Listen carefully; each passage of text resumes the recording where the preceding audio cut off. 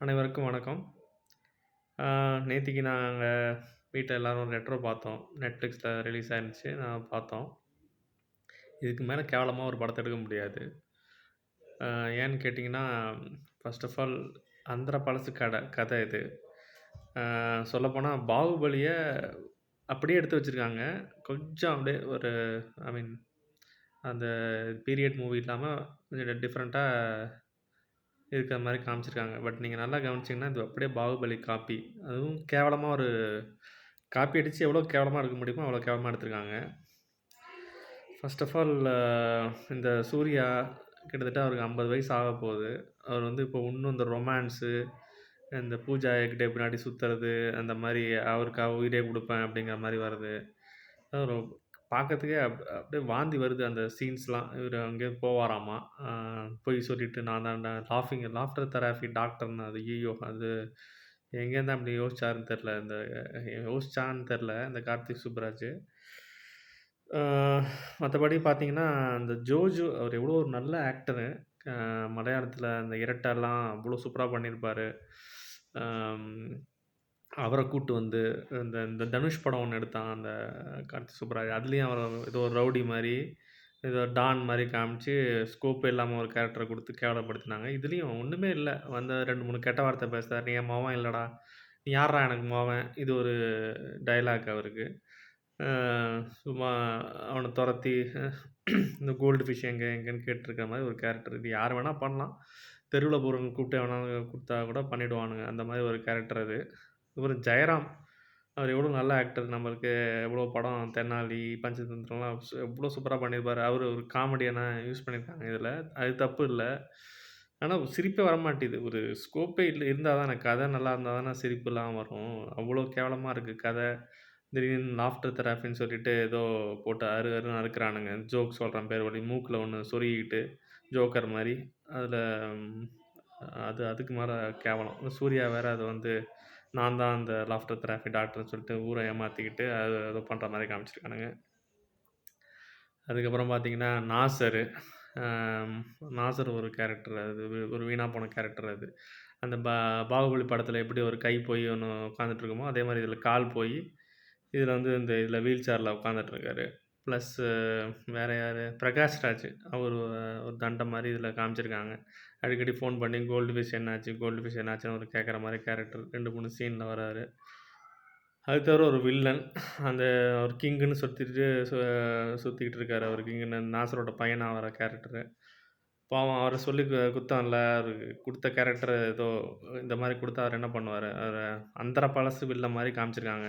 ஒரு வில்லன்னா அந்த காலத்துல 1980ஸ், 1970ஸ் அதுல வந்து ஒரு 4 பொண்ணுங்க சுத்திட்டு இருப்பாங்க. கூடவே இருப்பாங்க. தண்ணி அடிப்பாங்க, தம் அடிப்பாங்க. அந்த மாரி ஒரு வில்லன் அவரு. அம். அது மாரி காமிச்சிருக்காரு. அதுக்கப்புறம் வேற என்ன ஃபுல்லா இப்போ ஓவராலா எப்படி சொல்லணும்னா, நீங்க பாகுபலியோட ஸ்டோரிய வச்சே நீங்க அப்படியே அத காப்பி அடிச்சாங்கிற மாரி நான் சொல்லுவேன். ப்ரூவ் பண்ணுவேன். ஃபர்ஸ்ட்டு பாகுபலில ஒரு குழந்தை வரும். ஃபர்ஸ்ட் பார்ட்ல. அந்த குழந்தை வந்து ஒரு பெட்டியில வரும். அத ஒருத்தங்க வந்து எடுத்து வளர்ப்பாங்க. அதே மாரி இங்க இந்த படத்துல ஒரு குழந்தை எங்கேயோ சுத்திட்டு இருக்கும். அத எடுத்து இவங்க வளர்ப்பாங்க. இந்த ஜோஜு ஃபேமிலில ஒரு அம்மா ஜோஜு ஒய்ஃபு இவங்க அம்மா அம்மா மாரி இருப்பாங்க கொஞ்ச நாளைக்கு. அவங்க செத்துருவாங்க.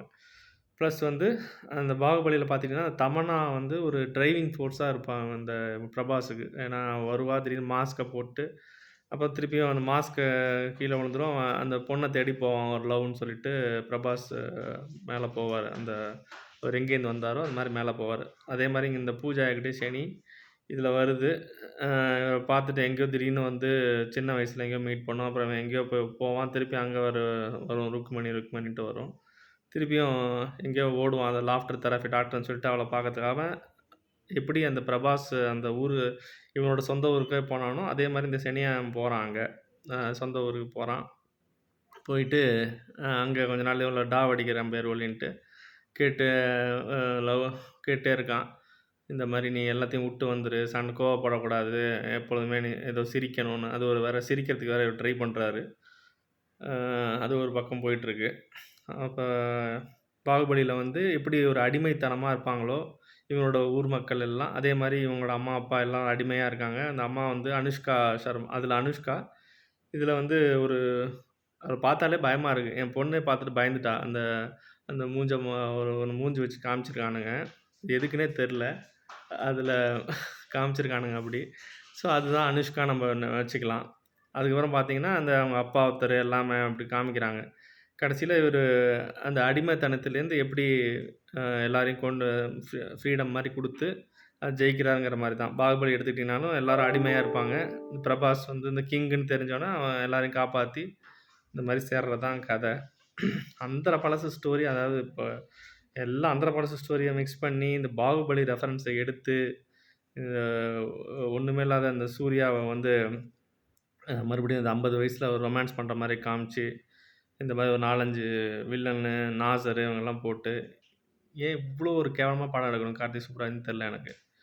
தயவு செஞ்சு இந்த மாரி கெடுக்காதீங்க தமிழ் இண்டஸ்ட்ரிய. எவ்வளவோ நல்ல படம் வருது மலையாளத்தில. இரட்டை, அப்புறம் நண்பகல் நேரத்து மயக்கம். அதெல்லாம் பைசா செலவு இல்லாம அவ்ளோ சூப்பரா அப்படியே நம்ம உட்கார வைக்கிறாங்க. நம்ம வந்து எந்திரிக்க முடியாது. அவ்வளோ சூப்பரா எடுக்குறாங்க படம். தயவு செஞ்சு அதெல்லாம் பாருங்க. கார்த்திக் சுப்புராஜ் சரக்கு இல்லன்னா தயவு செஞ்சு படம் எடுக்காதீங்க. டைம் எடுத்துக்கோங்க. தயவு செஞ்சு இந்த மாரி கேவலமான ஒரு படத்த எடுத்து யார் டைமும் வேஸ்ட் பண்ணாதீங்க. Thank you.